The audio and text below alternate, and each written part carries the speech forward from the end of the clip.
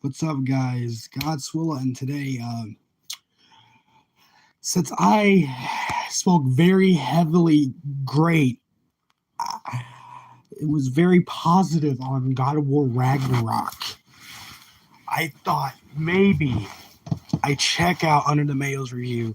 Like, if you don't like this style of God of War games, this is the leader. This is the guy. So,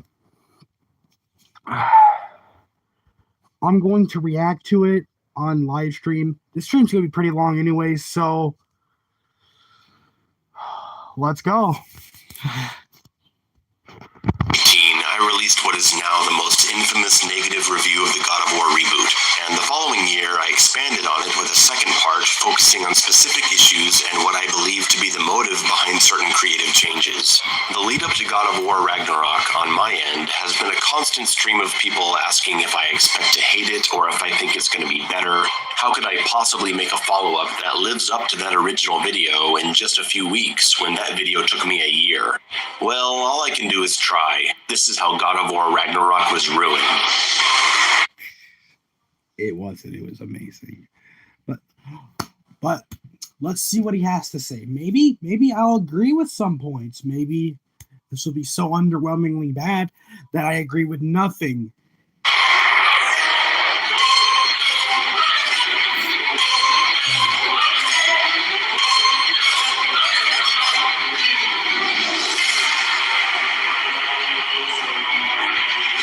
Also, before I go any further, don't go and hate on Under the Mayo. He seems like a pretty cool guy. Don't send hate or anything to his channel. Don't try to take his channel down. No, this isn't hate towards the person. I just have disagreements with him on taste we have in games, which is totally fine. I may love something that he hates, and he may love something that I hate. Or we might both love something the same, but it doesn't matter. We're all different. That's what makes us all different. But this isn't what this video is about. But don't send hate to him. I swear to God, I'll be paying this. Don't send hate to the guy.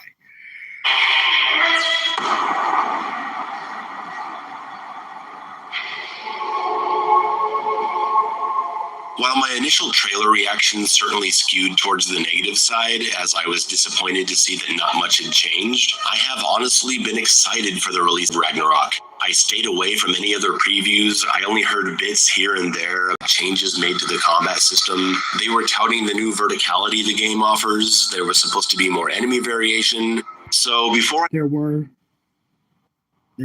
a lot of enemy variation. I start talking about what this game does right and wrong, I want to say that I'm not going to be repeating too much of what I've already said. I will get into certain familiar territory. All right, good. I'm glad we established this is an hour video. This is an hour of you just saying, oh, it's a fucking walking simulator. I swear to God, this video would have no point of existing. But since you established that beforehand, out of respect. All right, let's go. With things like the camera, but I'm not here to complain endlessly that you can't jump. Yes, I still hold the same view that no aerial combat option. Okay. Just because Kratos can't jump doesn't mean there isn't any aerial options. You press R1 with the axe to a Draugr or any like small enemy, they will go up in the air, and then you can hit R1 and juggle them in the air. Just because Kratos can't jump doesn't mean there's no aerial combat. It's just not what you want it to be. Which I can respect that you want Kratos to jump, but like many people have said, jumping with this camera angle would look really goofy. Whether it's a single jump or not, it's going to look really goofy. Ends up limiting the game significantly. Yes, it's not necessarily, because like there's so many combat options, and I'm going to get into spoilers. This game's been out for like almost 3 weeks now. We get a new weapon in the spear. That adds so much variation to the combat, and the game gives you incentives to change the weapons. So I'm pretty sure. I hope he goes into. If he says there's no, no motivation to switch weapons mid fight, then he's blind then, because there's so many times where I'm like, I gotta use the blades to like take this guy down, and I'll switch the axe, and then I'll switch the spear. There's so many fights where I'll use all three weapons in that same fight, which I love that it gives you motivation to use all the weapons. They all have uses. You don't just have to use the axe. I'll be honest. In 2018, I just used the axe. I'm gonna be honest. I may use the blades here and there on like the ice enemies, but besides that, it was always the axe.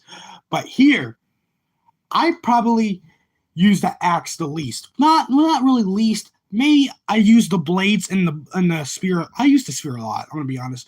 But I used every weapon a decent bunch. But let's continue. Still awkward to see areas you should be able to jump to, but you can't.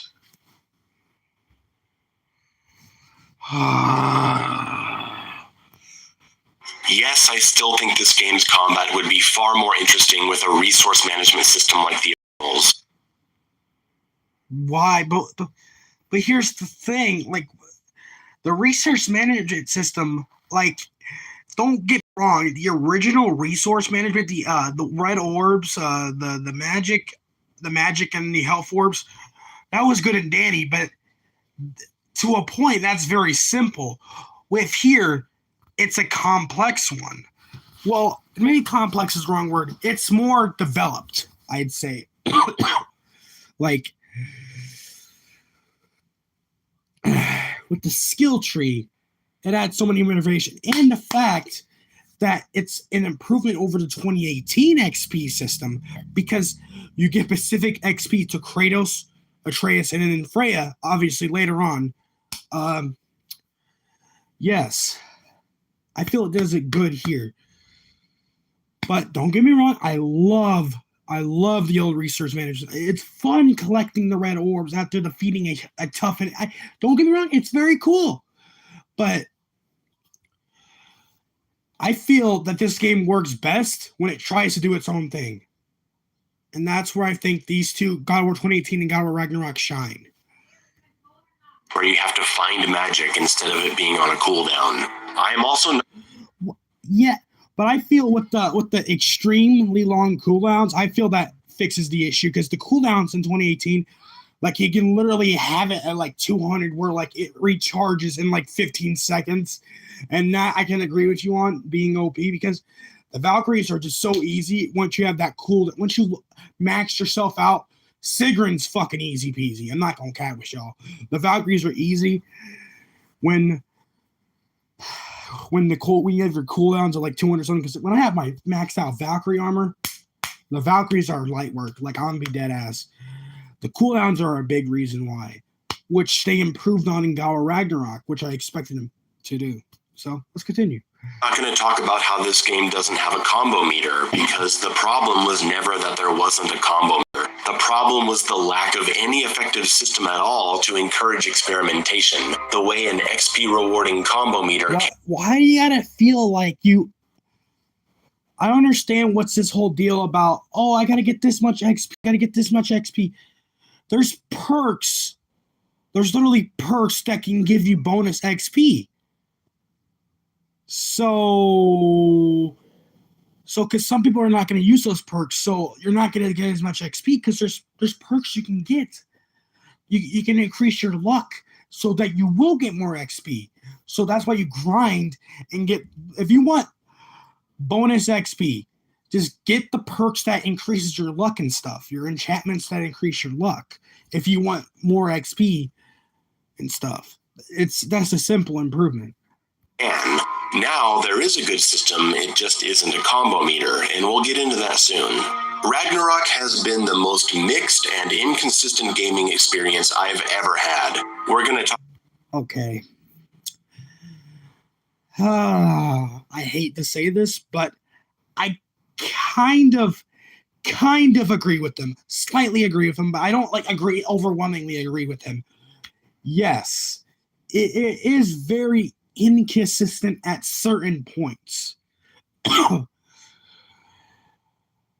I felt that the anger bonus section when you first go to Jotunheim, that really really slowed down the pace, which isn't bad, but like it really brought a different vibe. Like it felt weird. I don't know how to explain it.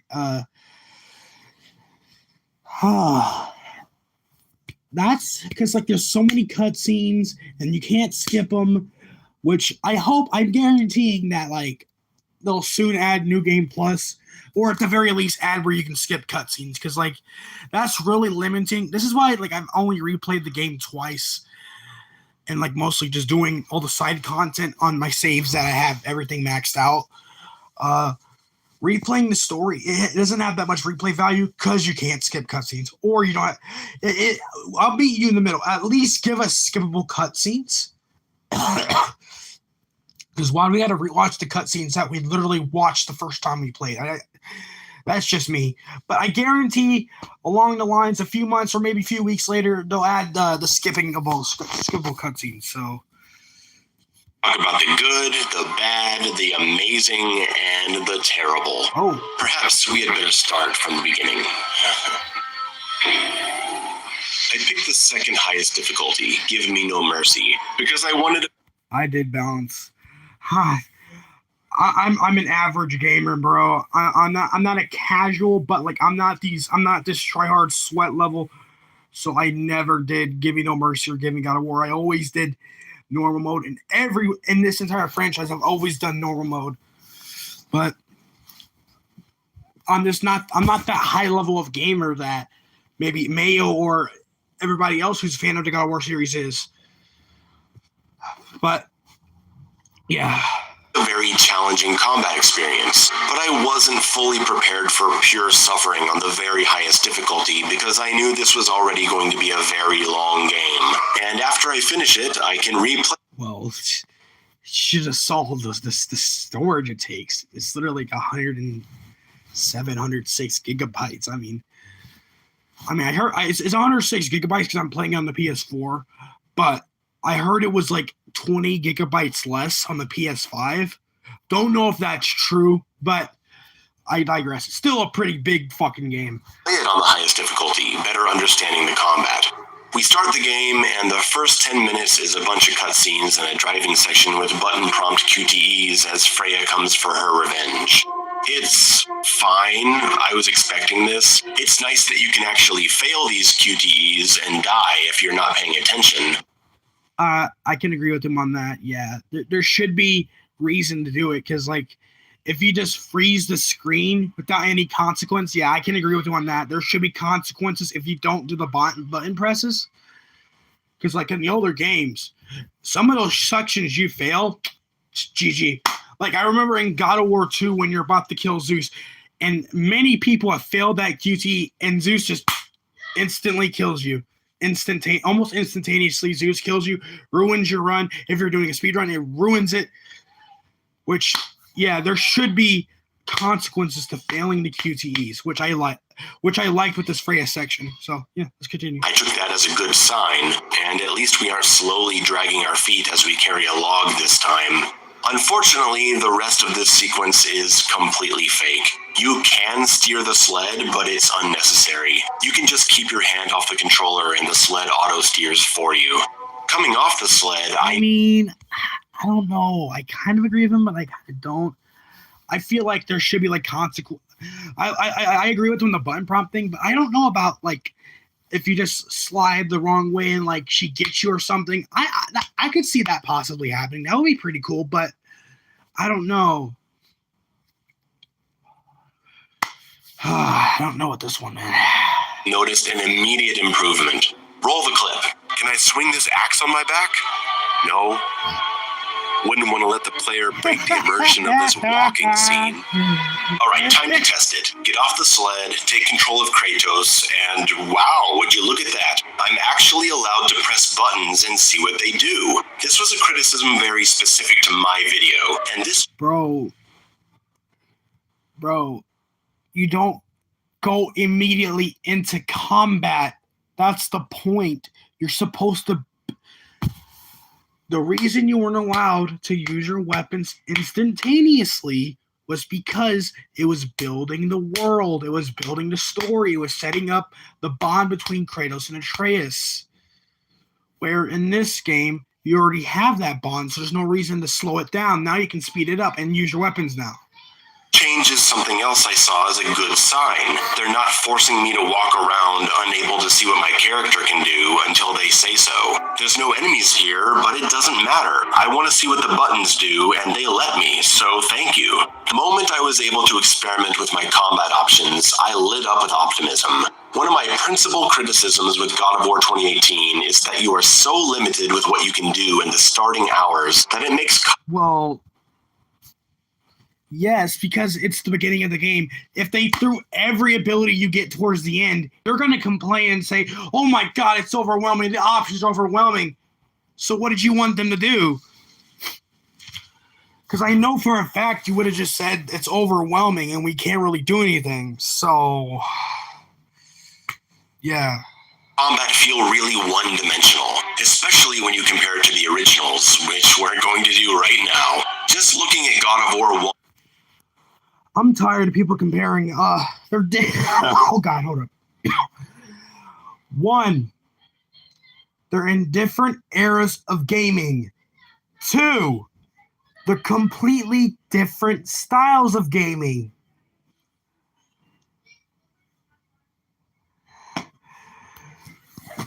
I feel it's kind of wrong to compare like a hack and slash to what this is trying to do. That'll be like comparing Tetris to Mario. Why do you have to compare it? They're two different games or two different objectives. Like it's a Mario is like your action platformer, and where Tetris is you're building blocks. Why do you have to compare them? I hate the comparisons. I hate it. I hate when people compare two different. That's like comparing a romance movie to a horror movie. You just have to like that specific genre more than the other. I feel it's kind of bad to compare. Like if you compare one romantic movie to another romantic movie, okay, fine, because they're the same genre. But when you try to compare a whole different genre, I feel it's just kind of unfair because there's going to be a bias there.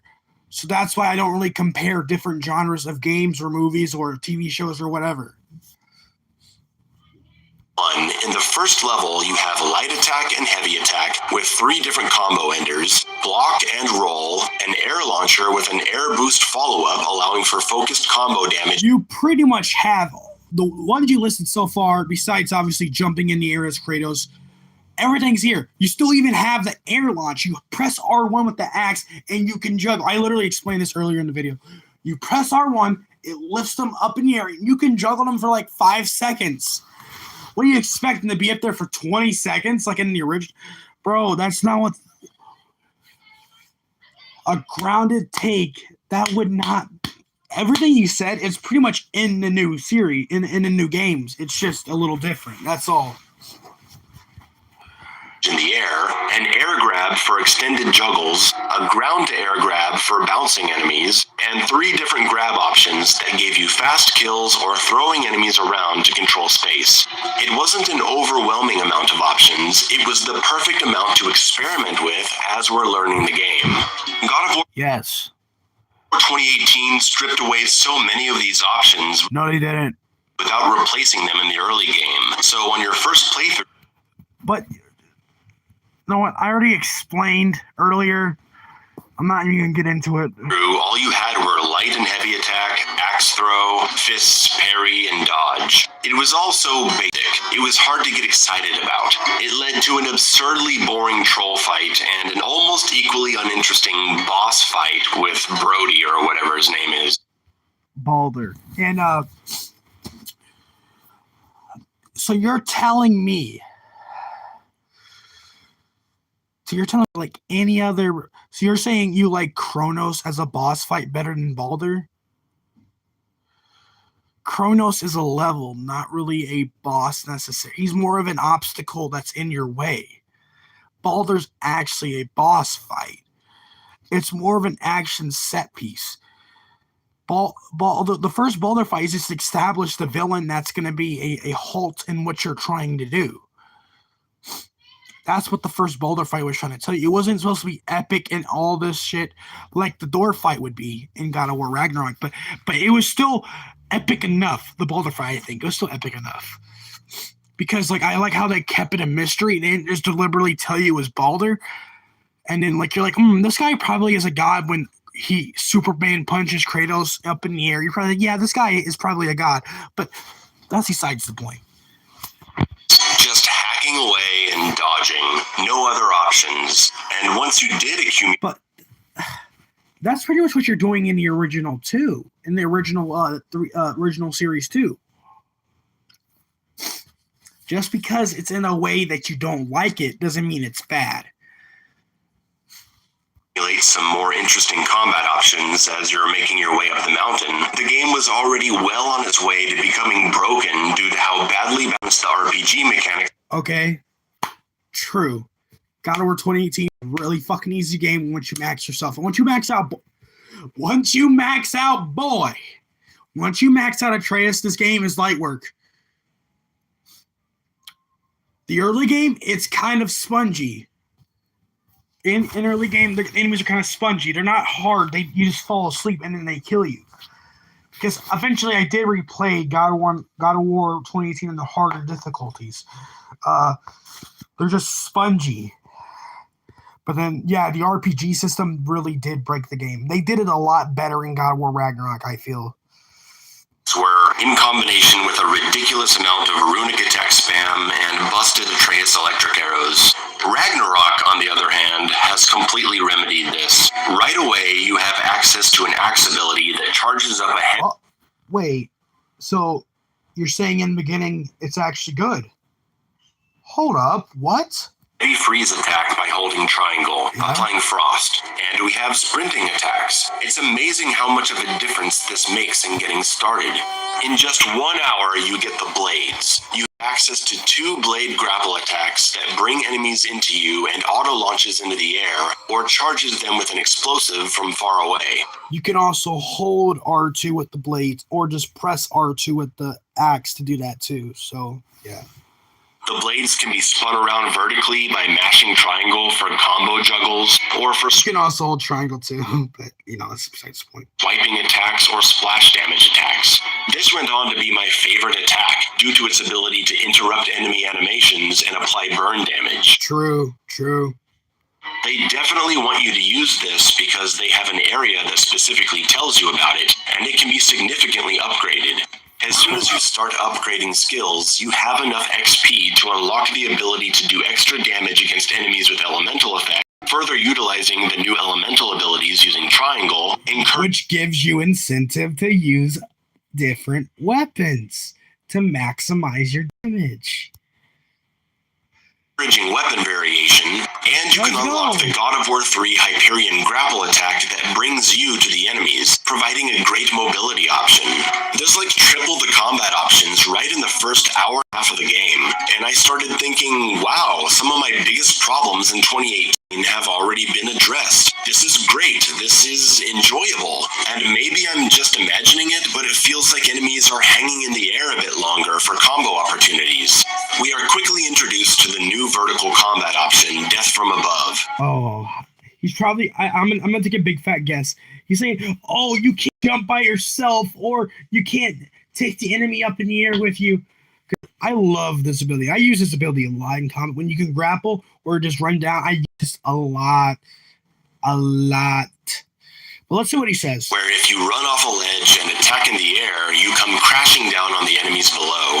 It's nice, I appreciate the inclusion, and I appreciate the more vertical design of some of the combat spaces with ledges you can climb up and points to swing from. It's a noble effort at making combat encounters more interesting, but I gotta be honest and say I don't think it adds much to the gameplay. There aren't many. What? No, he did not say that. It adds a lot to the gameplay. I felt that once I saw that in the trailer that you can run from ledges and slam down, I was like, oh, that adds so much to the combat. It adds new ways of damaging enemies. And like Like you got a group of enemies on the ground, and then you run inside, or you grapple across, or whatever it is. You get to this side, you ground pound the enemies. It can do stuns multiple enemies where you can focus on one, and then this added so much. I mean, in my opinion, it added so much. Fight spaces with these vertical levels, and it basically comes down to fighting on level 1 or going up and fighting on level 2. It's the same thing. Without a jumping option, attempts at verticality are pretty underwhelming. It's fake verticality, and it doesn't do much. What? What? Fake verticality. What? No way man said this. There's no way. For me, other than remind me of how much better the combat would be if I could jump. And if I could see. The camera is still just the worst. How? There's a simple concept. You know that little thing that it looks like a stick you can move around? It's the right one. You move it around and you can see the other enemies. Have you heard of that? The analog stick. It helps you move around so you can see the enemy. And if you don't want to do that, if you for some reason you can't do that because you got to just look in front of you, use the indicators, which they are ugly, but they serve their purpose. The video here doesn't really communicate how it feels to play this game, so let's bring it in a bit. A little more there. No, you're exaggerating it. No. No, I refuse. This is propaganda. No. Don't believe this. The camera is not like you are capping. You literally showed what it was. It's not this claustrophobic shit. No. That's how it feels to play modern God of War games. Uncomfortable. In a game where enemies are frequently running to your side and behind you, you're steering yourself like a tank and directing attacks like you're playing a third-person shooter. It's just the worst. It makes so much of the game, combat and exploration, feel so claustrophobic, and it's made infinitely worse by the fact that Kratos can't attack in any direction other than right in front of him.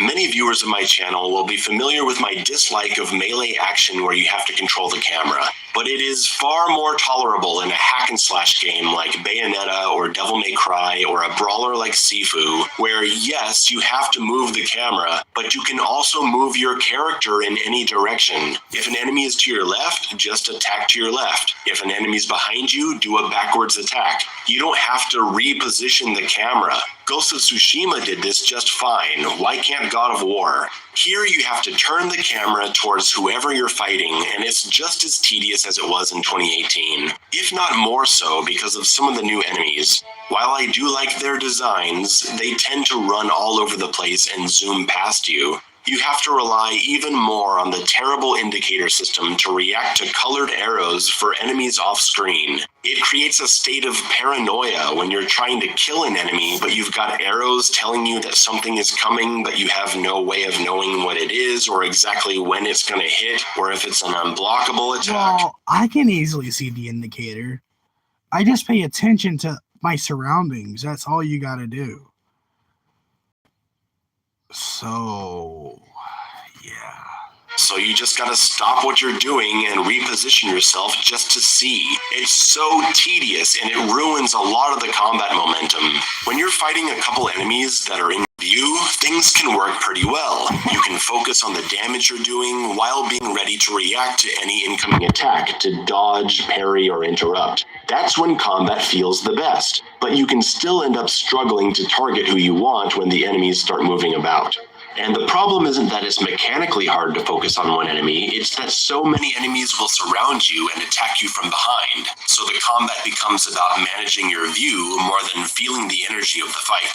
If you put yourself in the middle of the action, you're going to have to be flipping around to cover your ass. And there's a horrible bug where after you do specific animations, if you try to quick turn, the game will forget the block input and instead read the down input first, causing you to come out of your quick turn animation with your fists instead of your weapon.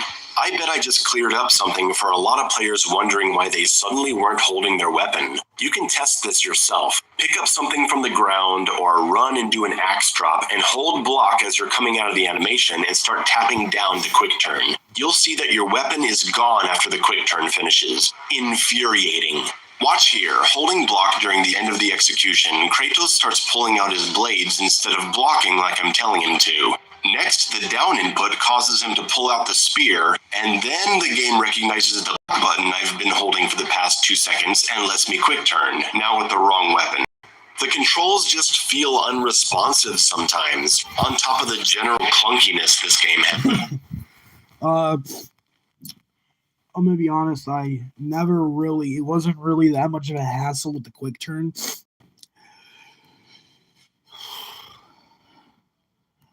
I don't have the block and then down put as my quick turn. I have like the fucking thing in the middle. You swipe down and then that's how you quick turn. I never did that because I like how I like the one button. I like in 2018 where it's just that one button, one thing you push down and you turn. But hold up, guys. I gotta bring it back.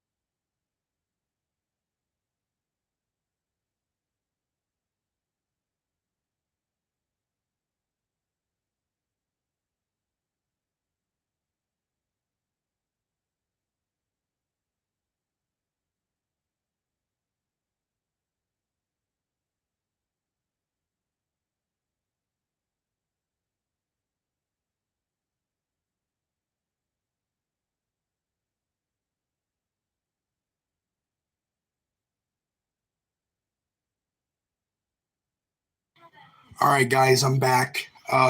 Let's continue. As there were a lot of times where I hit the weapon switch button, but nothing happened. You also can't switch weapons while blocking. If you have the axe out and you're blocking, you have to let go of block and then switch weapons, when you really should just be able to come out of block with a different weapon. I guess because it's not realistic, but you can switch weapons while rolling, and that's not realistic, so what the fuck? You also can't run while switching weapons. If you're running and you switch, Kratos stops running, which is... Okay, I can agree with the other part about, like, the rolling thing and not being able to... the block thing, that's what you want. I can understand that. But why would you want to continue to run? I don't understand. I don't think in a combat scenario where you would have to stop running while you're trying to switch. I can't think of a combat scenario, to be honest. Really can't. This is terrible and awkward. There's just a general lack of input buffering that makes things feel wrong. If you press the buttons to deactivate Spartan Rage during an animation, it doesn't cause Spartan Rage to stop once the attack finishes. You have to wait until Kratos stops moving, leaving you just standing there burning your meter for nothing. And the worst is when you throw your axe, but then you do a takedown animation and it shows Kratos with the axe. and then you go back to not having the axe, but you just saw yourself with the axe. So you try to do a magic attack, but it doesn't work because you haven't recalled the axe yet. The axe that you just saw in your hand, it's confusing. Getting back to the camera, in a way, I think they're aware of the camera issues because a lot of the game is actually focused on one-on-one boss fights, and that's where this game shines. The best part of God of War 2018 was the Valkyrie fights. I agree. The Valkyrie fights were amazing. It required you to think, unlike any other boss in the game, maybe besides Magni and Modi. I can't think of another boss fights besides Magni and Modi that required you to think and like have good reflexes. Yeah, I have to agree with him on that. Well, really only on New Game Plus, because in the regular game you No, they're fine on both things. could just runic spam them to death, even on the highest difficulty. 2018 only had 3 boss fights in the campaign, and they mostly sucked. The first Brody fight sucked. The giant dragon was nothing more than throwing balls at him and hacking away at his toes.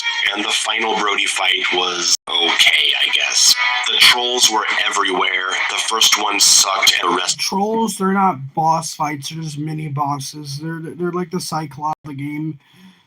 Big tanky guy you gotta take down. The troll fights do get annoying, I'll give you that. But like when you face them the first few, it's all right. But then they really overdo it. So I'm glad that in Ragnarok we didn't get one troll.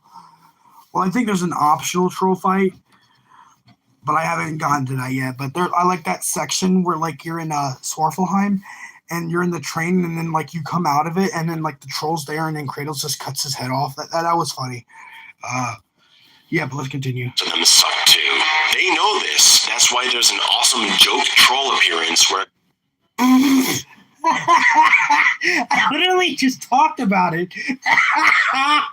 What? Kratos just immediately kills it, sending a clear message to fans that they know the trolls sucked and they won't be appearing in this game, except for a few appearances later in side missions, and that's fine. But Yeah, I don't think experience. I think you need the Mystic Heirloom, right?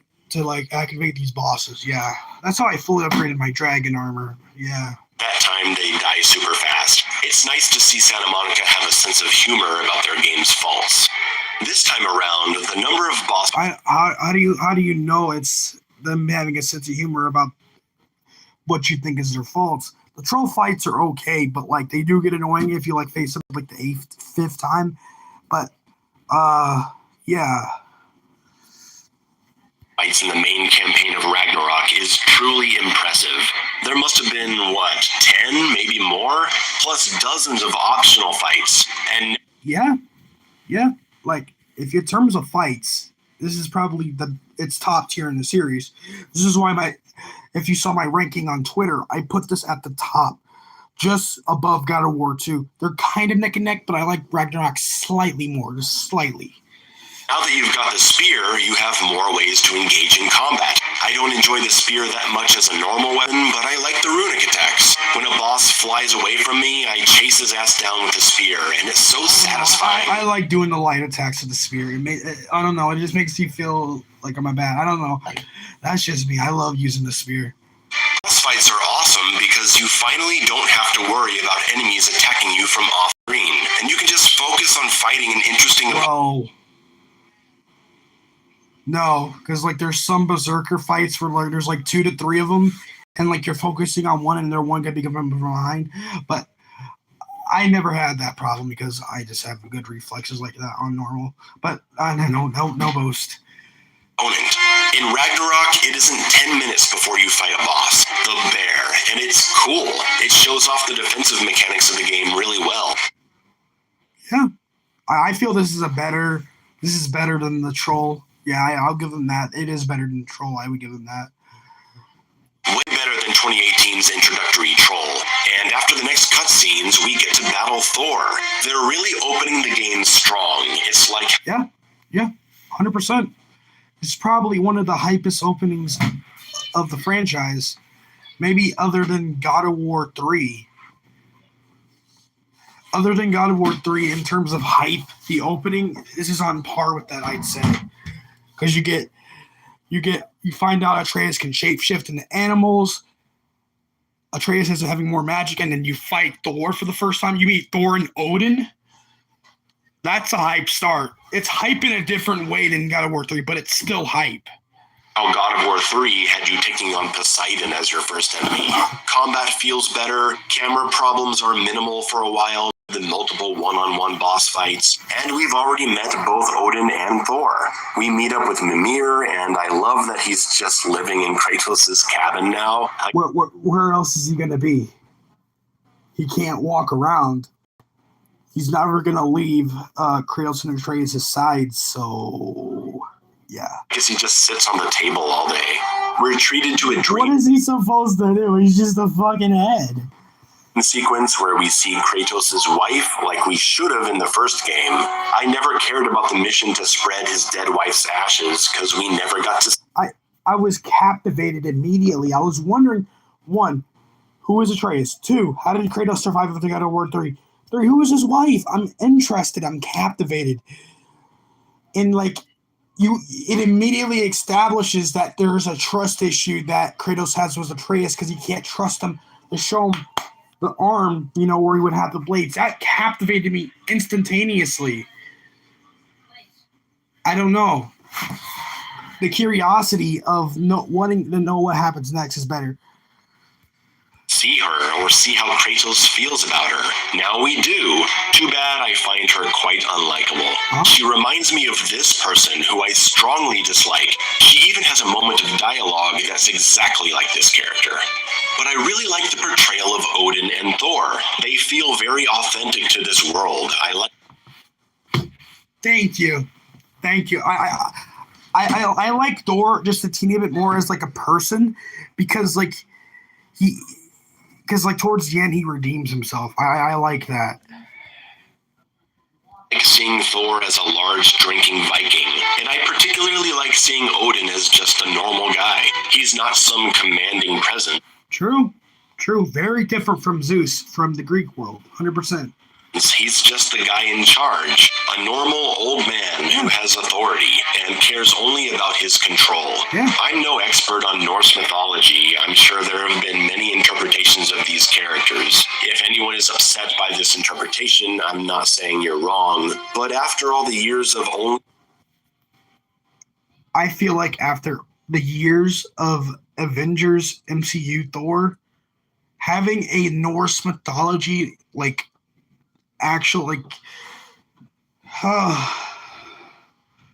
having a good portrayal of Odin and Thor is really good because we've had don't get me wrong, I love Chris Hemsworth as Thor in the MCU, but we literally had 10 years of it. We need something different, something new. Seeing the Marvel versions, this was refreshing. And then we start the central conflict of God of War Ragnarok. Atreus is searching for Tyr because he wants to know more about the giants and his destiny as Loki, and Odin wants him to stop. Kratos says no, Odin goes on to manipulate them both, and that's about it. This is Atreus' story, and the story of everyone else. This game cares little for the character of Kratos, as he is relegated to... Yes. What? What do you mean it doesn't care about Kratos? I didn't like the Jotunheim section with Angerboda, but it literally made a big deal about Atreus caring about if his father's going to die or not. Because I feel like that's the first time we saw it. Because Kratos already saw it, but he didn't tell Atreus when they went to spread Faye's asses in Jotunheim. But when he saw it and when Atreus saw it for the first time, he had a mental fucking breakdown, turning into a fucking wolf. They made it a big deal. Kratos is a big deal. His death is a big deal if it happens. Or if it's teased that's going to happen. It teases it so much. Kratos is a major important figure in the story. He just doesn't make the decisions that cause Ragnarok that Atreus does. Because yes, Atreus is the cause of Ragnarok, essentially. But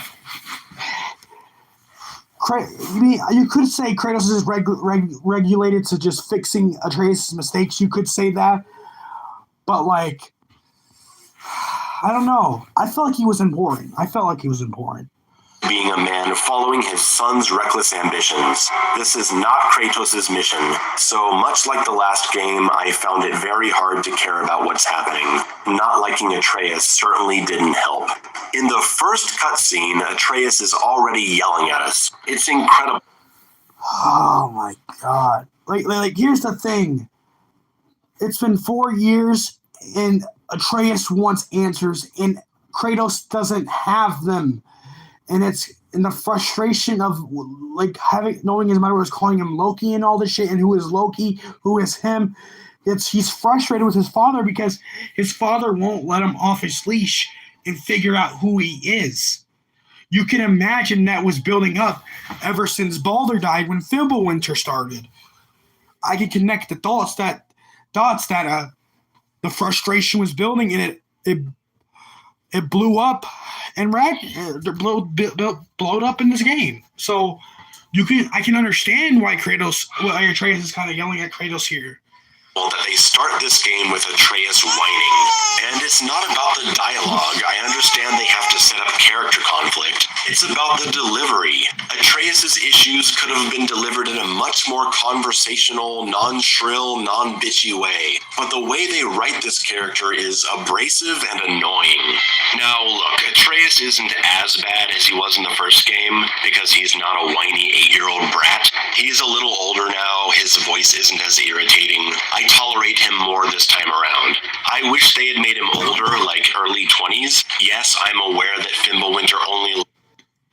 I heard about this where he wanted Atreus to be like 25. I'm like, yeah, you are highly optimistic, my guy. I feel like the story is better with Atreus as a younger kid, as a younger teenager. I felt it made it better because, like, he's an angsty teen. He's going to make mistakes, like we all did when we were teenagers. I felt that made the story better, in my opinion. Last a few years, but you may recall that this is a series that plays with the concept of time. Kratos opened portals in God of War 2 that took him to the past. Just in the last game, he entered a portal in Alfheim where he experienced time differently than Atreus. If Santa Monica really wanted to, they could have easily found a way to age up Atreus by having him get lost in some time portal and pop out the other end in his 20s, and I really wish they had.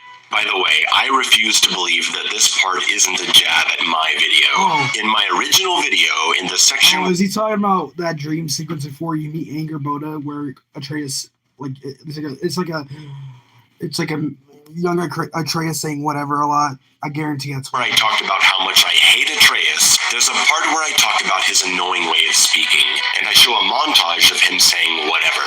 This kid even says whatever when he gets pissy. Whatever. It says, don't wake him. Whatever. And then we have this part in Ragnarok. Whatever.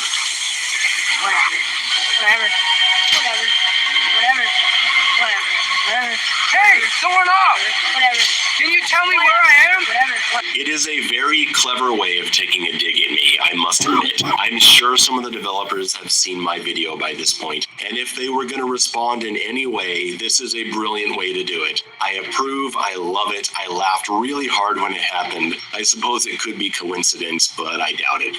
Anyway, I still don't like this kid. I don't like walking around with him, and I don't like how much of the game is dedicated to him. I do enjoy the moments where Kratos expresses his feelings for him, but that's because I care about Kratos. Seeing him smile as he witnesses Atreus becoming independent put a smile on my face as well. This is why this is my favorite game in the franchise, because Kratos shows more emotion than ever in any of these games. And he's not just angry.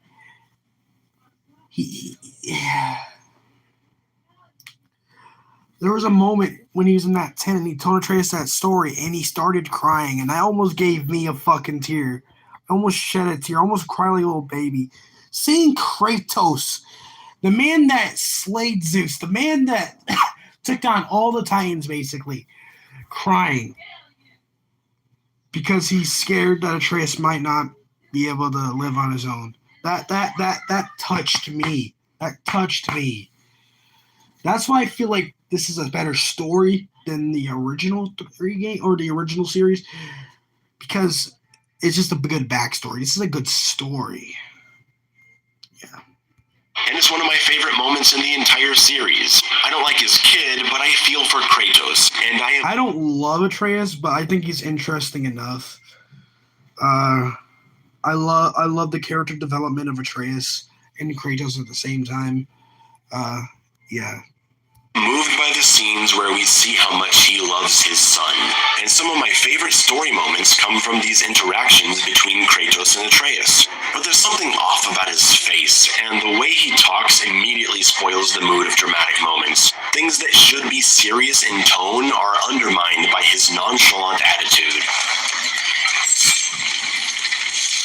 Hello.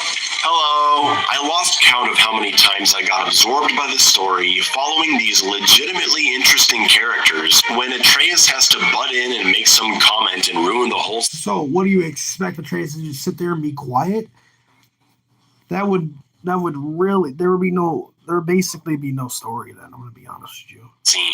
It's really frustrating because I like everyone else a lot, and I can easily imagine a God of War 2018 and Ragnarok where Atreus is not a part of any of this. Kratos could have just been a lonely man in the woods dealing with his demons when he comes across Freya after he wounds her pig during a hunt. And there we go. Atreus is searching for what it means to be Loki, eventually going on to try to stop Ragnarok, and Kratos is just along for the ride. Isn't that a compelling narrative for our beloved main character? Yes.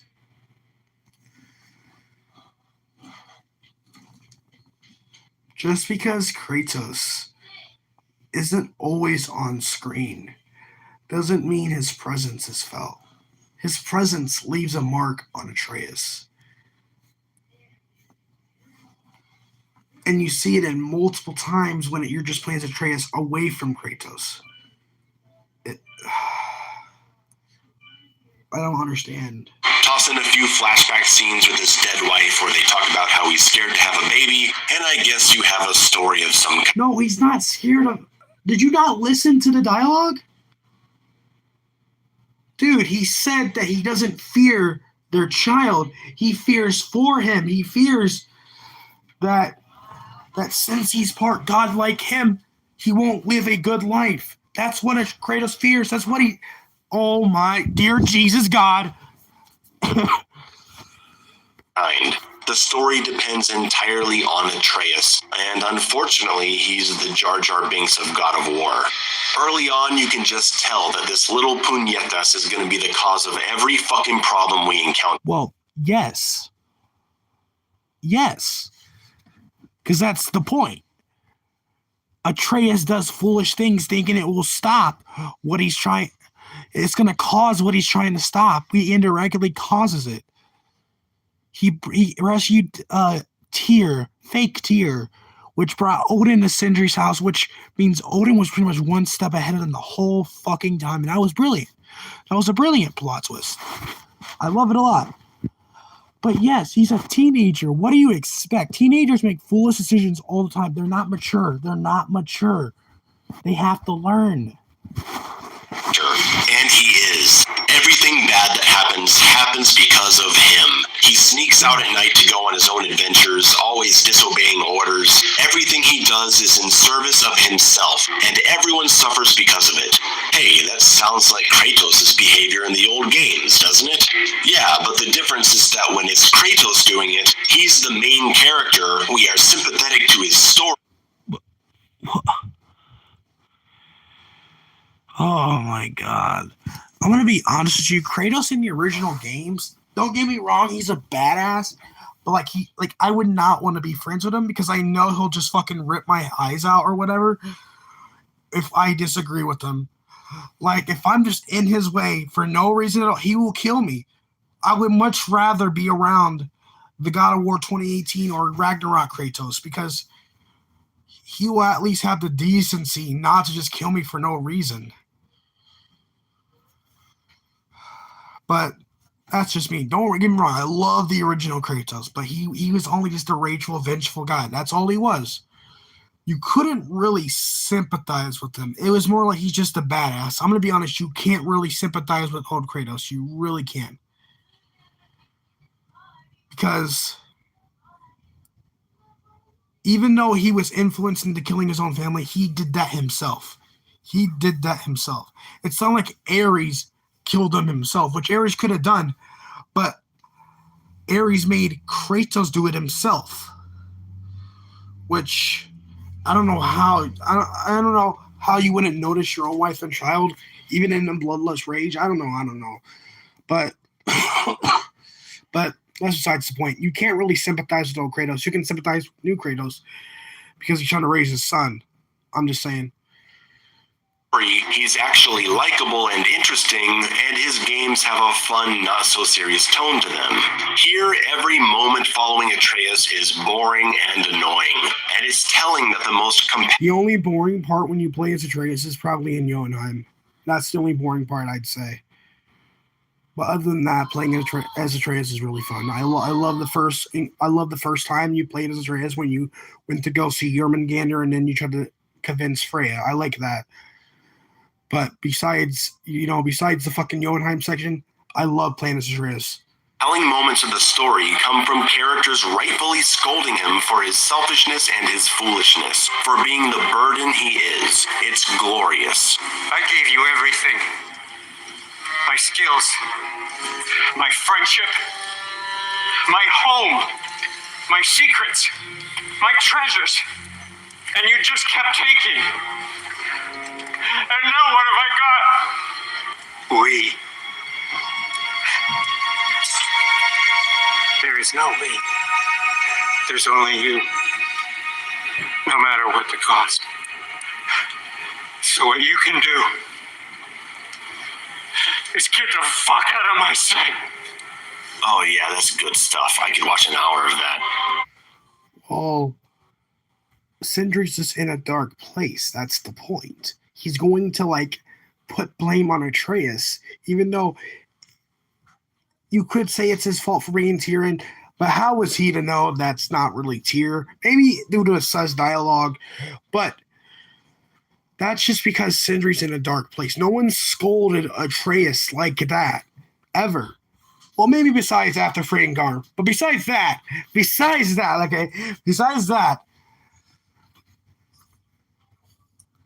Sindri's in a dark place because he just lost his brother, which Kratos could really relate to him. It reminded me of how Kratos and Deimos had a falling out, just like Brock and Sindri, and then they reforged their relationship and fought that. And when Kratos and Deimos got the relationship going again, they fought the thing, and it caused Deimos to die, which not exactly the same, but it's the same concept. They reforged their relationship, and then his brother dies. It's the same concept, in my opinion. I felt that was great. It really reminded me of what happened to Deimos. Not in terms of the action and everything, obviously. It's in terms of losing a brother that you followed out with, but you got back together. You reforged your relationship. I like that. Sindri is probably he's probably the best character and one of the best non-main characters in the story, 100%. The campaign is constantly interrupted by Atreus sections because, oh yes, this time around, Santa Monica Studio has made it clearer than ever that what they really want to do is make the Atreus game. You take control of Atreus 7 times, I think, and it's almost always bad. The first mission is kinda alright. It's interesting. I like the first mission. It was interesting. Because I was wondering, is this foolish for Atreus to go to see Freya, knowing that she wants to murder the fuck out of his fucking father? But that's besides the point. But yeah. To see how this character moves and fights. The remarkable thing is that he plays much better than Kratos in this camera style. Because, like I've said before, this camera style is made for shooters, not melee action games. This is how Resident Evil 4 is supposed to control, not God of War. Atreus is so agile, and he has strong long-range options. It's like the game was made for him. The first time you fight with Atreus, it's actually liberating compared to how clunky and immobile Kratos is. I mean, he didn't used to be this way, but, immersion, I guess. Atreus can shoot lots of arrows, major stun, dive out of the way while shooting, knock enemies on the ground while in combo. He's pretty cool to control.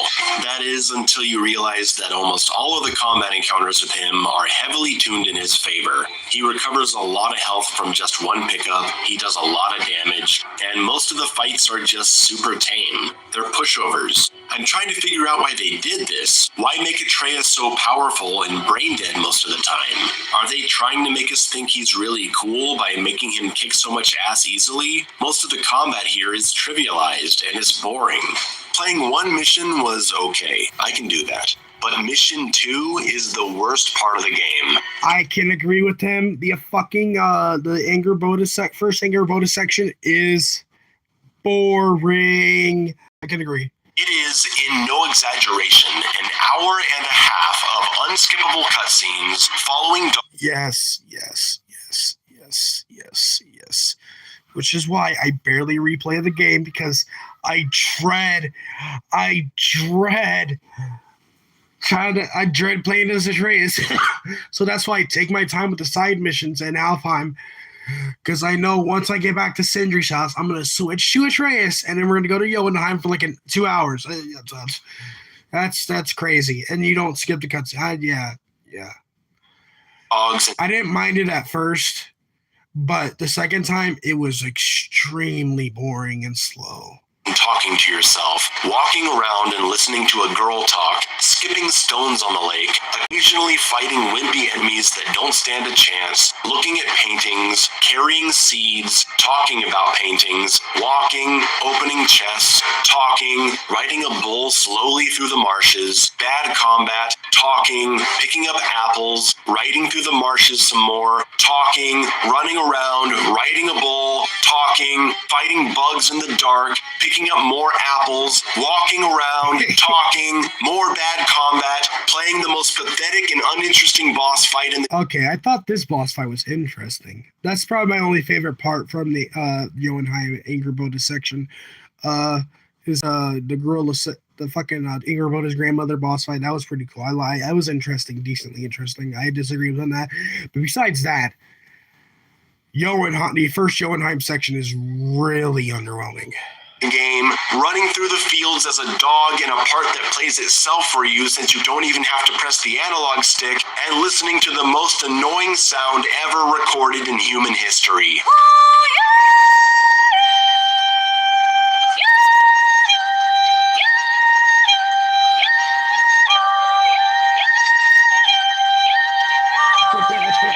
An hour and a half of this? You really think Atreus is so interesting that we're going to be happy to put down everything and spend 90 minutes doing this shit? I can really agree with him on this. I like Atreus, don't get me wrong, but I am not going to be... I don't want to play with them for 2 fucking hours. Well, it's a little quicker when you know what you're doing. But still, it's like 30 minutes to an hour, even when you know what you're doing. Oh my God, it's so boring. Fuck off, Santa Monica, fuck off. You know who you remind me of? These people. Their heads are so far up their own asses. It's the only explanation for this. It's the only explanation for the next Atreus section, where all you do is walk around Asgard listening to people talk for 15 minutes after pretending to climb the Asgard wall. The only thing I don't like about the first Asgard was climbing. I'll give him that.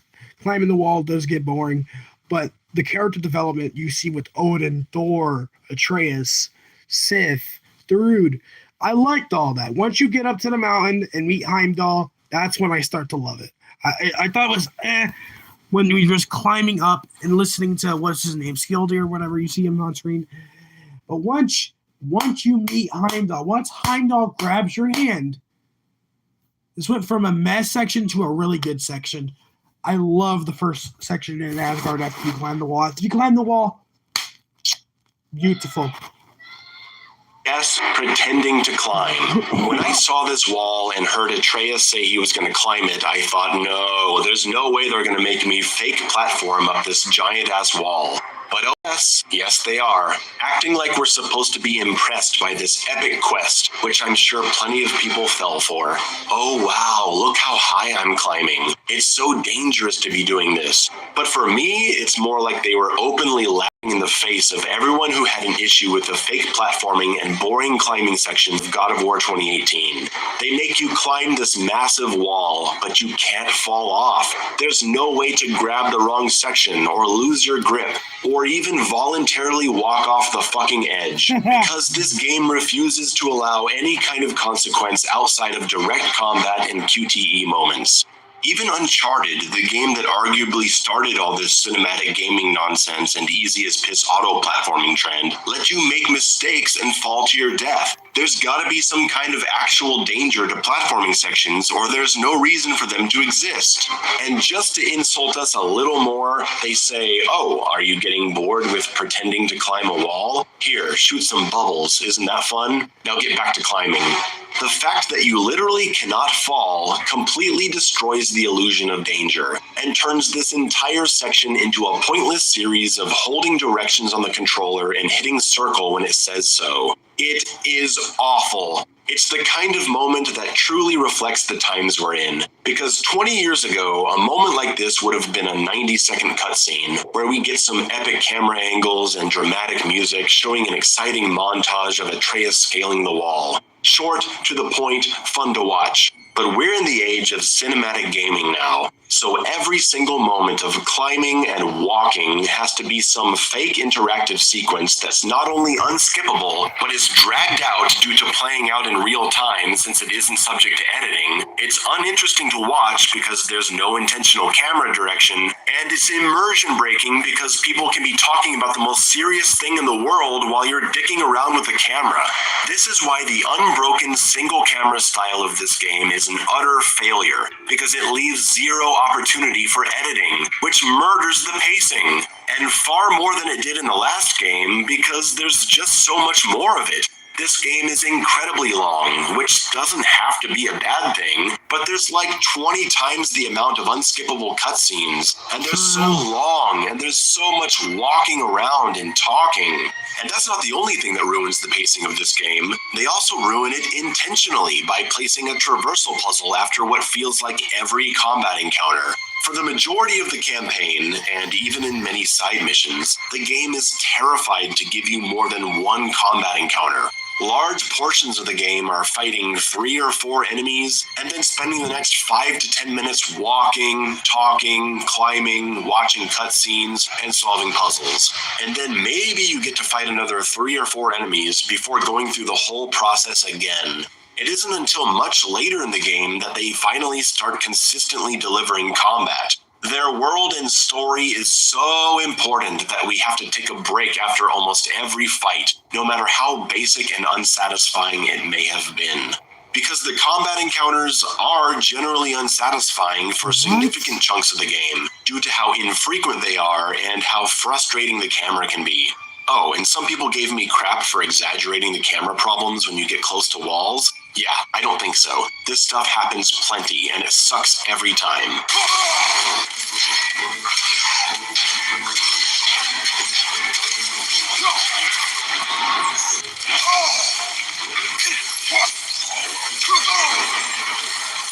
How are you doing? You praise them. I'm not saying all the combat encounters are bad. Some fights are okay. Sometimes there's interactable objects to use against enemies, like giant rocks or throwing the axe into crystals to reflect into them. It makes things feel a bit more dynamic. And when it feels like you have more control over the situation, namely by keeping things in camera, fights can feel good from time to time. So it's not all bad. I mean, anytime you have to fight worms or floating bubbles, it sucks. But some of these fights are pretty good, and it's almost always the boss fights. The opening levels present you with multiple boss fights. The bear, Thor, the huntress, which was pretty fun to fight, the Drekkie, of which you fight multiple later, 2 enemies at once really is the maximum that this camera style can handle. The game delivers boss fights pretty steadily throughout the campaign and open world, and I honestly enjoyed nearly all of them. There are beefed up mini-bosses scattered around, and there's these great optional berserker boss fights that can be very challenging. Some of these guys took me a couple... They're challenging, but they're not as challenging as the Valkyries, in my personal opinion. With the Berserker King, I had way more of a tougher time fighting Sigrun than the Berserker King, but they're still good fights, don't get me wrong. Hours to take down, and it forced me to get good. It was the best part of the game. If I had one criticism for the boss fights, it's that I wish there were more puzzle elements involved, having to use pieces of the environment or something like that. I always come back to God of War 1, where you had to stun the Hydras and then climb up to impale them so they stayed down while you went... I think that would be interesting. They kind of did that with the dragon boss fight, but it was for the whole fight for the ending section. They kind of did it for the dragon fight in 2018, but it was just for the end section. But yeah, he honestly brings up a really good point. Puzzle elements. Combining puzzle with combat. Interesting.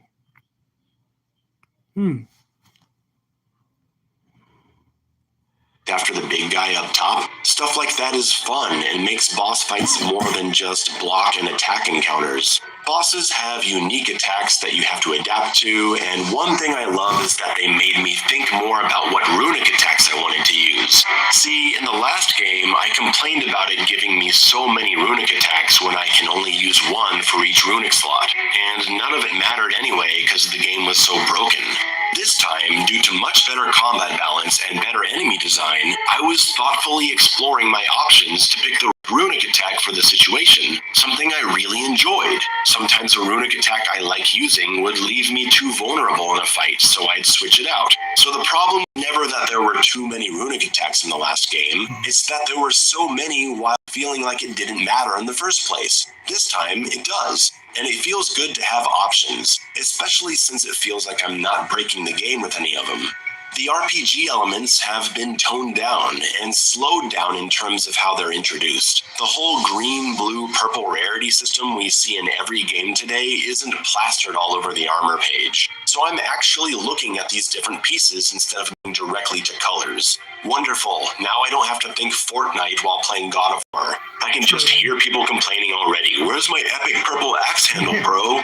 The biggest... I can agree with them on that. I don't really care about like the RPG systems. I just, to be honest, when I first played 2018, before I knew like how the armor systems work, I picked the one that looked cool and then stick with it. Rather, even if it's like not even like the highest rarity or whatever, I just picked the one that looked cool. But then I realized I could be way better with this armor or whatever. Yeah, I can agree with them on that. Rarity systems was kind of bad. Change is the removal of enchantments. Sweet Lord in heaven, they actually took out the enchantments. 2018 buried you in like hundreds of these things that gave you little stat boosts, and it was exhausting. And you couldn't sell them, so they just sat there. They're gone now, because we don't need to be thinking about equipable enchantments as we're figuring out the armor system and the combat. Instead, what they've done is consolidated all these enchantments into an amulet that you find much later in the game. It has 9 slots, only one open at first, where you can put enchantments that you start finding. And as you play the game, you'll be able to repair more slots to have more enchantments equipped. And there aren't dozens of crappy +2 strength enchantments lying around. They all have significant clear uses. Introducing this later in the game instead of in the beginning is a fantastic change. It doesn't feel overwhelming. It feels like a natural extension of this game's progression, and I enjoyed working with it. So right now, he's speaking mostly positively. There's been negative sections, obviously, but he's mostly speaking positively. We're halfway through the video. I guarantee this last half is going to be a big-ass rant, I have a feeling. Able to equip 3 enchantments of the same type to get a bonus perk was also a very nice touch. The only addition I don't care for much is all the different companion upgrades. You're given so many ways to buff the arrow attacks that I found it confusing, and ultimately I just stopped engaging in it. I never really did the companion upgrades. I didn't even know about that. You're given too many too fast that it starts to feel meaningless. The improvements to the inventory are appreciated. Now, whenever you open it, you are immediately notified of what can be upgraded or crafted. Yes, I can agree with him on this. Yes, I agree with him on this 100%. So you don't have to open everything individually, searching for upgrade opportunities. Still, I don't like this armor system because it goes against every design principle that defined Kratos as a character. When they first started designing him for God of War 1, they started with a lot of armor, but eventually realized the more armor they took away, the more intense the character looked. Kratos is not a man that needs to be covered in armor. When he's stacked head to toe in cloth and metal like this, it hides the character design, and it's a real shame. That's why the most powerful moment in this game is when Kratos takes off his armor. He should look like this the whole game. I don't care how cold it is in Midgard. I mean, he's walking around like this in the beginning. Why not keep it stripped down? I should be exploring this world as Kratos, and the more armor I have, I feel like I'm not. And I need some kind of motivation, because it's so easy to find yourself going on in this world, doing nothing due to how huge it is, and how many parts involve rowing your boat or climbing walls. And the map doesn't help things at all. I can't believe I never mentioned it in my first video, but this map is terrible. I know you're not going to have a GTA-style waypoint system that shows the path you need to your objective, but you at least need to allow me to zoom into the map to understand where I'm fucking going. What supervisor at Santa Monica looked at this map, saw how little it zooms in, and said, yeah, that's good, we don't need to go any further? It's like the designers don't want you to understand world traversal, and that makes the fast travel system much worse. Yeah, you still can't fast travel from any point. If you're out in the middle of nowhere and you need to get to another realm, you have to march your ass across the map to find a magic door, and then you can travel to another point in this realm or another realm. Yes, it's nice that we can use any gateway to go directly to other realms now, but why not go all the way? Why couldn't the dwarves just give Kratos a jewel that allows him to open a gateway wherever he is in the realm to start fast travel? I'll tell you why, because the developers are so in love with their own world that they can't bear the thought of players not wandering around in it for the maximum amount of time possible. To be honest, that would be kind of OP,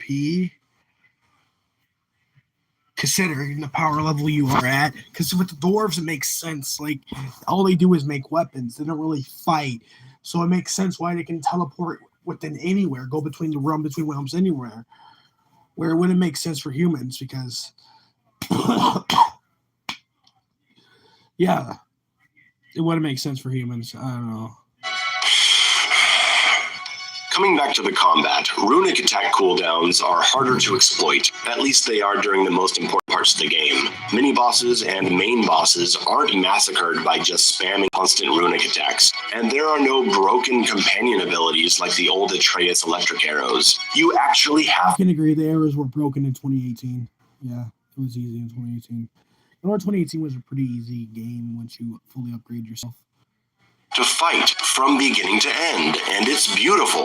I rarely ever felt like I made it through a late game encounter by just screwing around, and I never beat a boss by just stun-locking them with supers and companion attacks. Ragnarok makes you play well, and I have immense respect for it because of that. I really like most of the new enemy designs, even if a few of them really screw with the camera.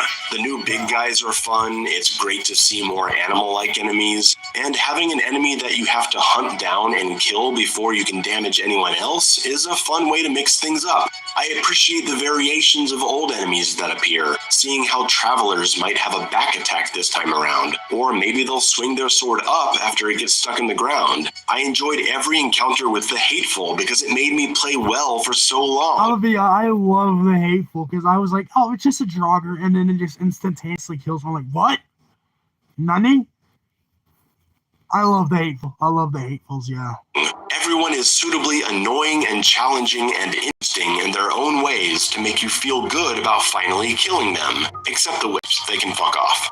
Wandering around in frozen Midgard, the canyons, and the jungle was the best experience I had in Ragnarok. I'd do a side mission at my own pace, find some gear or a new attack, solve a puzzle, and then run over to a boss fight for an hour. Then go out searching for another crazy fight, of which there are many.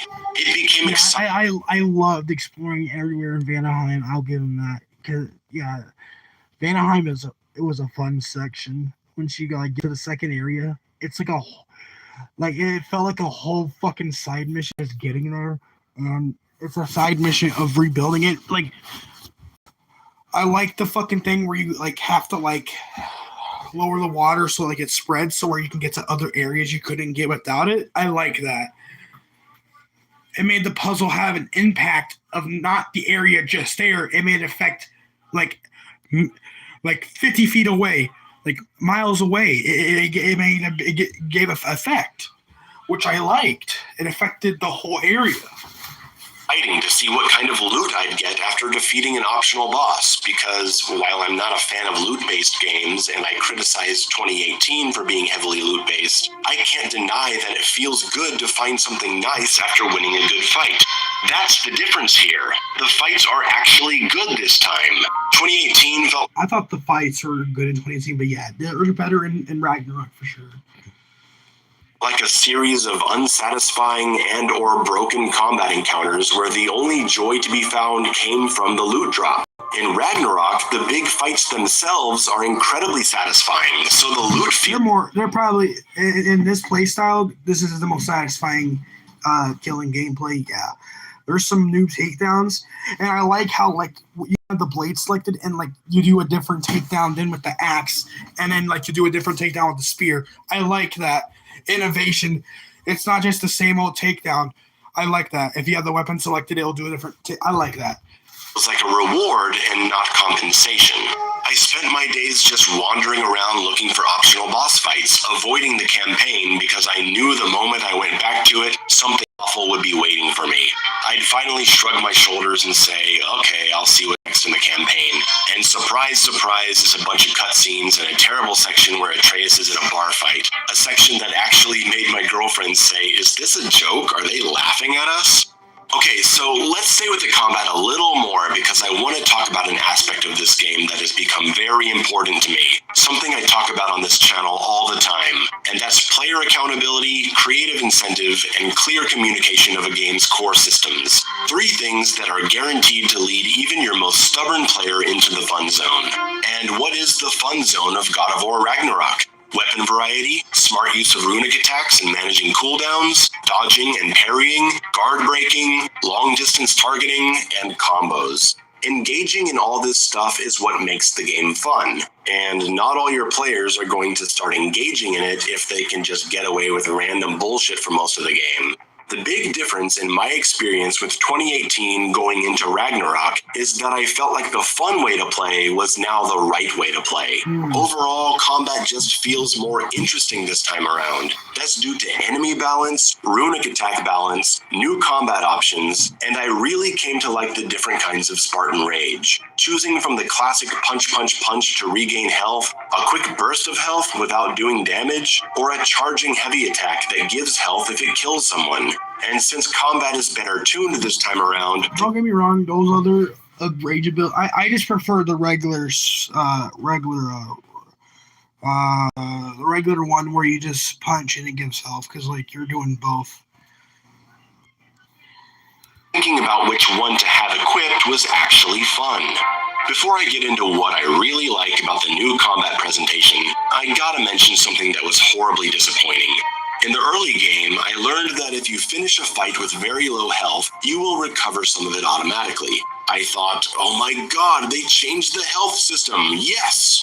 See, I have a big problem with 2018's health system because you can play like crap in every fight and survive with barely any health, and then if you go into the next fight, you can just die right away and you restart that checkpoint with full health. There's a thing called, they don't want you to self-lock, because basically if you keep restarting with the same health, if you're on a very hard difficulty, they'll instantaneously kill you. You'll have no fucking chance. It's a way to avoid being self-locked. It's not like there's a ranking system like Bayonetta that punishes you for your deaths. You can just abuse it. So there's really no health resource reward for good defense. I was hoping they would restructure the game to have your current health level saved with the checkpoint, and then you'd have to work harder to get health in the next fight, finding pickups, using rage to recover health, etc. It's also a problem for runic attack cooldowns because they reset too. Let's say you finish a fight by using all your runic attacks, and then you go into the next fight and you have no runic attacks, so you gotta fight straight for a while. Well, just die and restart right there and get all your runic attacks back for free. It unfortunately leads you to being able to approach every fight the same way in the later game by opening big with runic attacks and then waiting for cooldown. It homogenizes. But the cooldown is fixed, though. I don't get it. The cooldown is fixed, so you're good. Combat encounters, and I'm really sad to see this hasn't been changed in Ragnarok. Seeing the small recharging health made me think they had done it, but they didn't. But I can't pretend they've done nothing. There's actually a fantastic reward for smart defense in the skill tree. If you land consistent hits while also avoiding damage, you build up elemental damage with your weapon, a feature from the last game. But now, when it maxes out, you can overcharge your weapon. Activating it stuns surrounding enemies, and then you unleash projectiles that do frost damage, like the old heavy runic attack from 2018 that was kind of busted, or you cause... I love that. See, it gives you incentive to do what you... It does incentive to the combos and not get hit. It's... And in terms of what you're saying, there's an incentive to, like, do the attacks and not get hit. Because you can supercharge your weapon and, for a short period of time, do a lot of damage. From what you've been telling me, that should be able to fix your problem, but you still don't seem satisfied. The blades to build up additional rage with every hit. I found myself excited whenever I got close to filling up the bar so I could power up and start wailing on the enemies, and I got pissed whenever someone hit me and I lost the charge before I could activate it. Good stuff. Fortunately, something that really helps is that you go quite a while without any heavy runic attacks, or at least I did. You're forced to legitimately play the game, being defensive, not relying on any kind of spam. And once you do start getting a lot of runic attacks, the enemies become balanced to be able to take a lot of punishment. So even though you are able to exploit the checkpoint system by instantly spawning with full health and runic attacks, at least that doesn't equal an easy win in most cases, where it did in 2018. Okay, so what are the combat improvements? I already mentioned how the game starts you with more options. That's important for early experimentation in a game like this. A big change in the combat presentation is in enemy weaknesses. We are shown early in the skill tree that frozen enemies take extra damage from blade attacks. Cool, weapon variety incentive.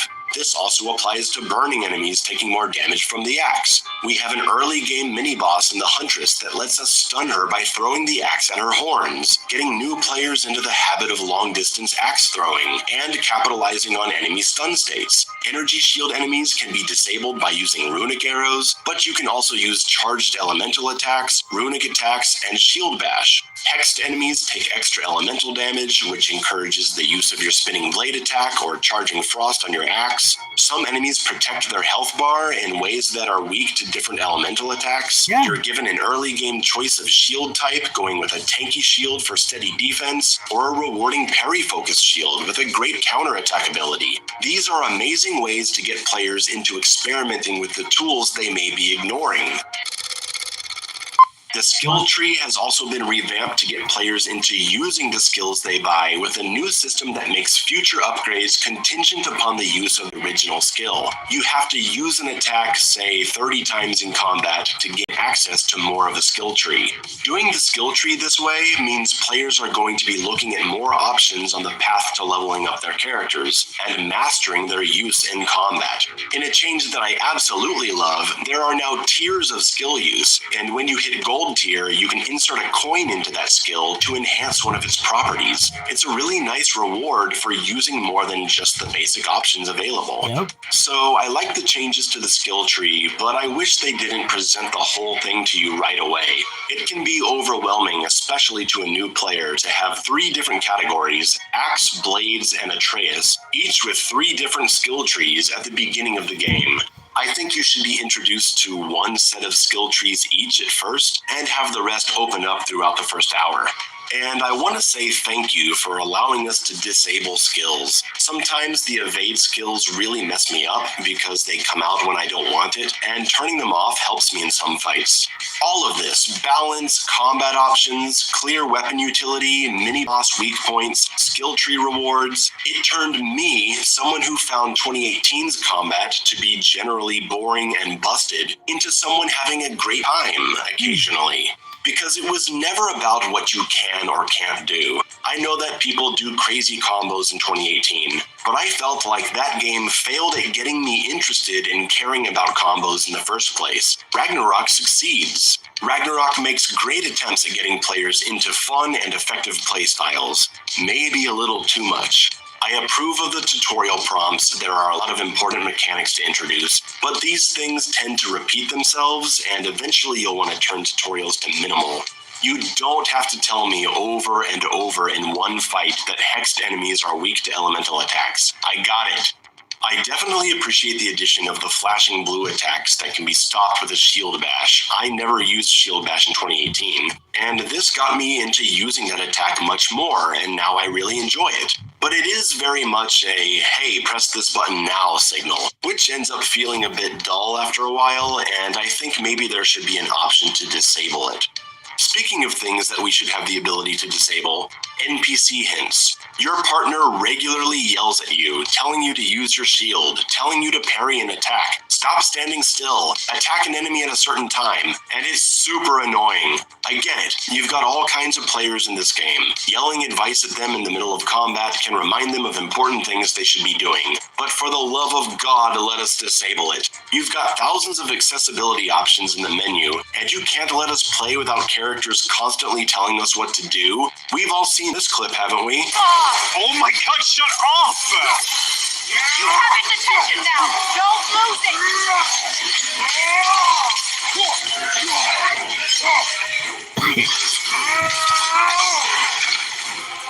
Don't just stand there! Move! Oh my god! I will I need to legit get to mute the those voices! Holy fuck, man!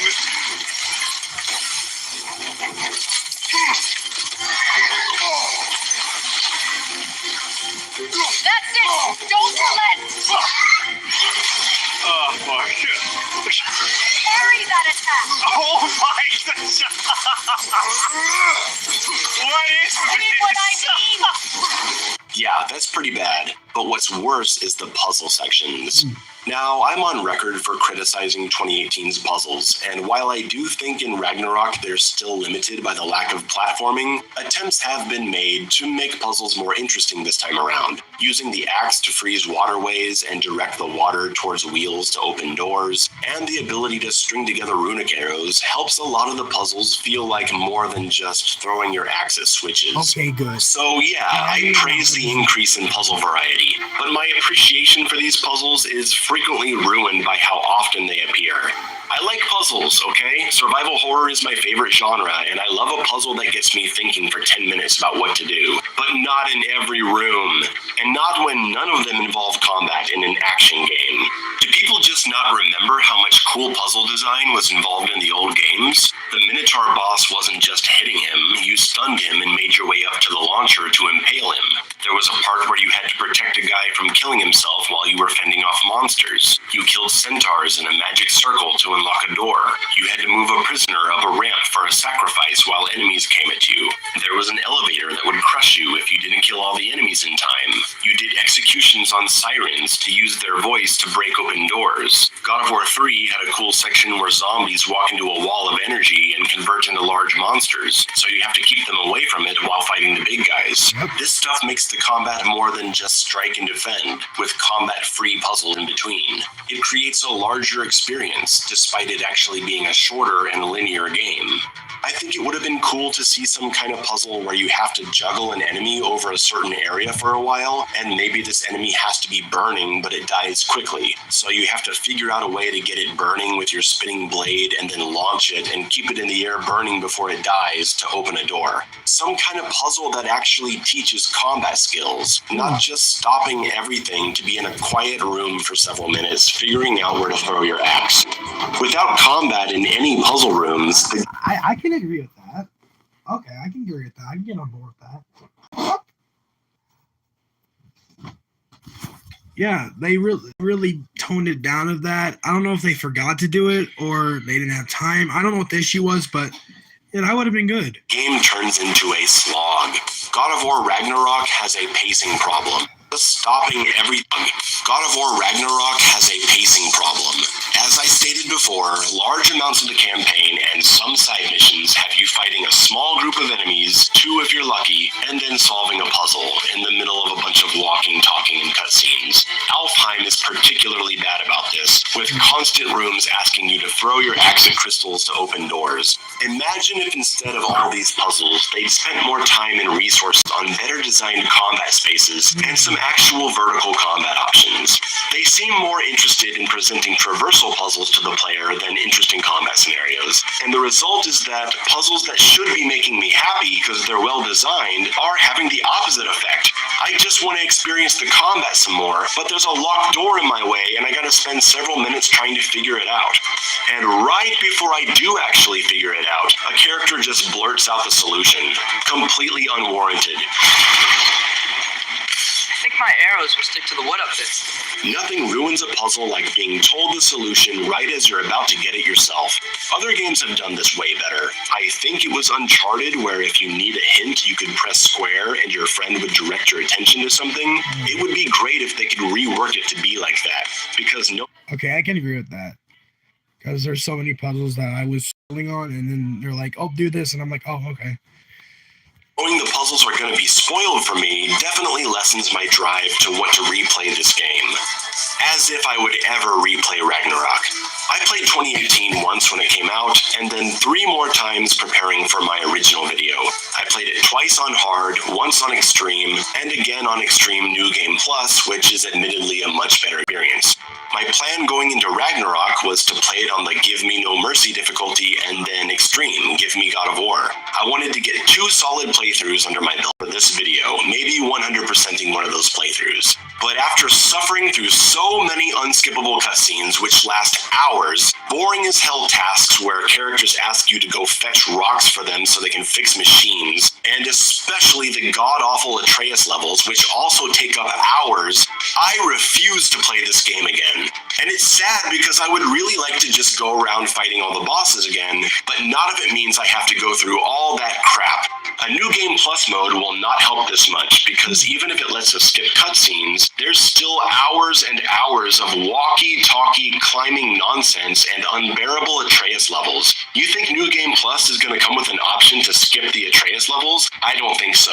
Maybe if I liked the story more, I could tolerate it, but Atreus is simply too much for me. I came to like the other characters. Brock and Sindri had some interesting developments. It was very sad to lose Brock and see Sindri become consumed by hate and ultimately be the one to kill Odin. It was actually a compelling part of the story. The epilogue scene saying goodbye to Brock was moving. Freya dealing with her trauma of being married to Odin was good to learn about. I became interested in Freya's forgiveness of Kratos, and it was wonderful to see them become partners.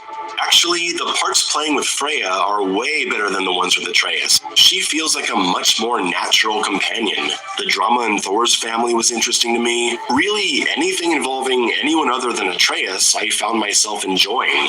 But I thought true, the other characters are more interesting in Atreus, but Atreus is interesting enough to like not hate it. I didn't like the first anger bonus section, but Atreus was interesting enough for me to keep going because I knew it wouldn't be forever. I knew, but let's continue. Kratos' part in all this, it's still very underwhelming to me.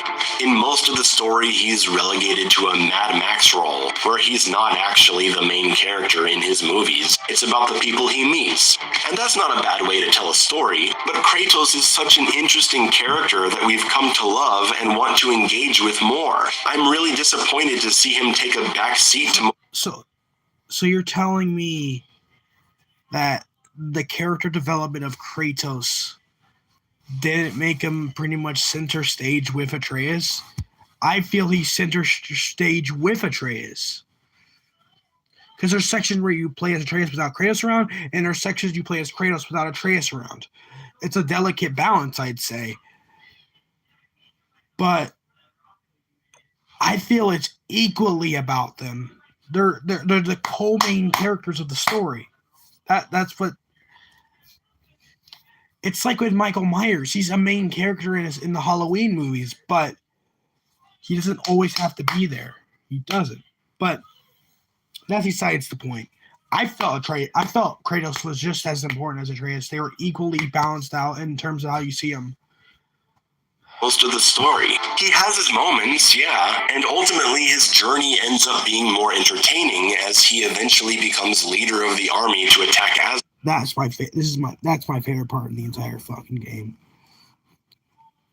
It was kind of nostalgic in a way, seeing Kratos lead people in the battle.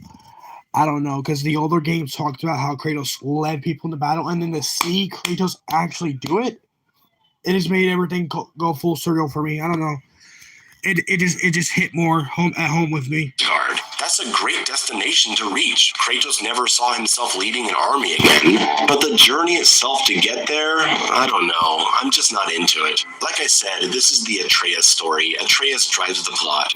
There's actually this great moment where after we find out Tyr isn't who we thought he was, and Brock dies, Kratos and Atreus just leave. They're like, we're out, no more of this. And then you go back to your homeland and go hunting like everything is fine.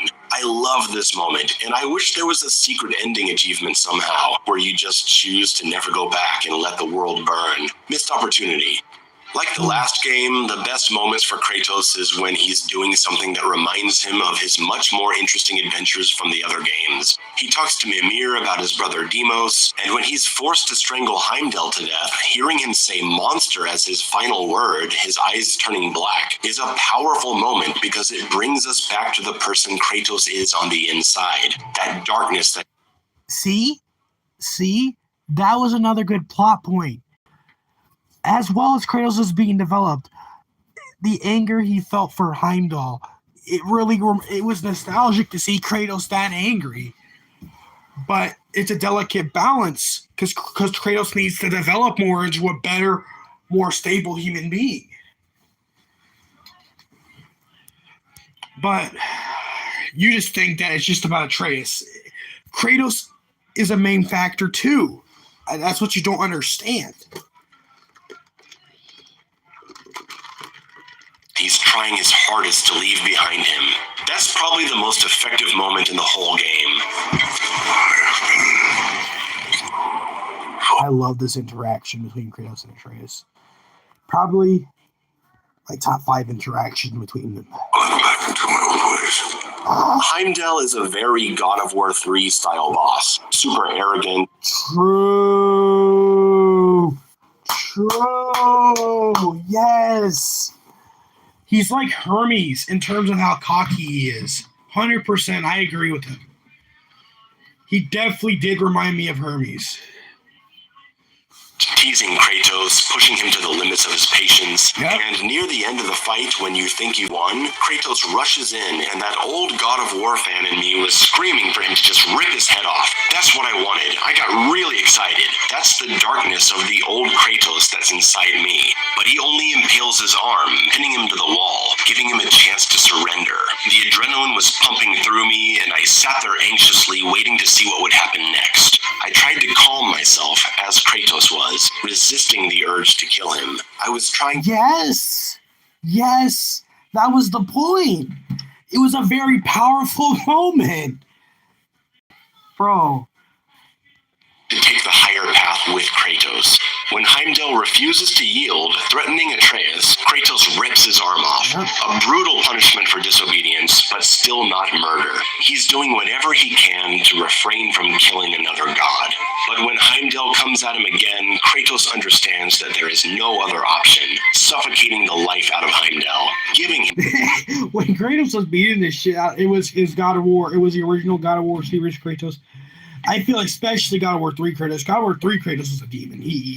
God of War 3 Kratos didn't give two shits. He gave zero fucks. Some kind of victory by revealing to him the Kratos that he was and probably always will be deep down. This is great stuff. A game centered around these themes would make me very happy. Sadly, most of the game's story is centered around our unlikable son that fucks everything up and all the side characters, eventually ending with us waging war on Asgard to save the realms, and it's all just kinda okay. It's a noble cause. I liked it. It wasn't like the most epic thing in history. It was decently epic, but it's not like the greatest thing in the game history. But I found it epic enough for what it was trying to do. But it wasn't very exciting by this point. The fights in Asgard to get to the end are pretty unremarkable, and I think I was just getting tired of the combat by that point, so there's that too. The Odin and Thor boss fights are genuinely fun, but they're spoiled by one too many checkpoints. And as we know, checkpoints spawn you with full resources, so you can empty 6 runic attacks into them right away when you load a checkpoint. It makes the fights less interesting and challenging than they could have been. The best part of the final chapter is seeing Kratos become the general. Seeing everyone refer to him as their leader is moving. That definitely was the best part about the last mission was Kratos finally becoming the general. That was chef's kiss. It was a perfect way of full circle storytelling of what Kratos used to be before he was that angry monster. It was full circle storytelling. Because Kratos never saw himself taking this position again, and now the whole world is depending on him for their survival, instead of him being on a mission that destroys the world like he was in God of War 3. It's great character development. The thing is, Kratos is still going for vengeance, but like it's in a way that it just doesn't benefit him. It benefits a lot of people. I felt that was really good. Where in the original series, and especially number 3, his vengeance, it was just to benefit himself. Where here, he's benefiting everyone else around him, which I fucking love. I love that it's still about vengeance, but it's in a better way. It's in a more better way. I don't know. I felt it really brings all the games together perfectly. I feel, at least. It's why I ultimately like this game's story a little more than 2018's, because despite all the terrible focus on Atreus, by the end, Kratos is in a very interesting place, and I like that. He says goodbye to his son in a scene that is incredibly touching. It almost brought a tear to my eye. I cried. And the soundtrack, oh my, Bear McCreary, whatever, sorry if I butchered, holy shit. He came back and made another banger. A banger. The 2018 soundtrack was a banger, and this it pretty much brought what made 2018 a banger and just made it better. I don't know how the fuck he did it, but he did. The 2018 and Ragnarok soundtracks are fucking amazing. I love them both. Oh. So where does that leave us? The story of Ragnarok is over. It's a huge game. It was enough story for 2 games, but they wanted to wrap it all up in this one giant adventure. Was it too much? I don't know. I'm not used to having to play a game for a week to complete it, so I'm tempted to say yes. But I also did a lot of side content, spent hours in optional boss fights, and I intentionally put off finishing the campaign because of the Atreus levels. So maybe it's not too much. It probably depends on how you experience it. I finished the game in 3 days. I did side missions here and there, but mostly did the main story, and then after I completed the main story, did all the side missions. So I completed it in like 3 to 4 days. Personally, I feel like the ability to go on side missions detracts from the urgency of the plot. Odin is this great threat that we need to assemble an army to stop, and Kratos is upset about his son disappearing, but hey, why don't you relax for a bit and go run errands for ghosts? It's so weird, and I guess I kind of agree, but, you know, it's whatever. It also speaks to my preference for linear action games. I always felt the momentum of the story in the original God of War games, because you're going in one direction. You never took 5 hours out of your day to go fart around in a desert on your mission to kill Ares or Zeus. I did feel good about raising the dam and restoring water to the canyons, though. That was a side mission that felt like it had purpose and a real effect. I talked about that earlier. I loved it. I was wondering, how the hell do you get to that other side to get to that berserker fight? And then I raced down. I was like, did that do something over? And then I saw you could boat. Oh, the realization in me. It was like, you actually have to do something way over here to fix what's over there. That was amazing. That was a great concept. On the world, if only this was a linear action game and that was just part of the story. Now that I've beaten the campaign, seen the epilogue, found most of the Asgardian wreckage, beaten 8 of the Berserker boss fights, including a few fights versus the camera, I think I'm done. The wreckage fights have been very underwhelming. I feel no drive to find new gear. The remaining side quests involve a lot of empty wandering around, and yeah, I may go look for a few more boss fights in my spare time, but honestly, I'm just getting tired of the navigation. I already mentioned it, but the inability to fast travel at any time is really hindering this experience for me. I got lost in a part of Vanaheim up here, and I decided to make my way back to a gateway because I couldn't find one up here. Maybe there is one here and I just didn't find it. I couldn't find my way to the undiscovered area, so maybe it's up there. But because I didn't find one here, I had to run all the way back down the map, running in circles a couple times because I got turned around, and I spent like 10 minutes just running around in the jungle trying to get to a gateway. To do what? Go run around some more? That's when I officially soured on this game. It's so pretentious, they expect me to be happy retreading these dead environments looking for treasure or something, unable to fast travel anywhere unless I make a 5-minute trek back. It's insulting. But at least it's over. There is no reason at all to replay this game, so I can be done with it. Once they add a couple cutscenes, this game will be really replayable in my opinion, besides probably the first showing time. So that's the only part that I can say I kind of really don't like, is that second Atreus section. I can look back on my fond memories of boss fights when I actually said, wow, I love this, and the touching moments that happen in the story, the beautiful environments, and I can try my hardest to forget nearly everything else. God of War Ragnarok was the most complicated game I've ever played or talked about. It is better than 2018 in many ways. I'd say it's a better game overall. But the major flaws this game has in certain areas, combined with the incredibly bloated campaign story moments with unskippable walkie-talkie cutscenes and 5 hours of Atreus missions, are, in my opinion, unforgivable.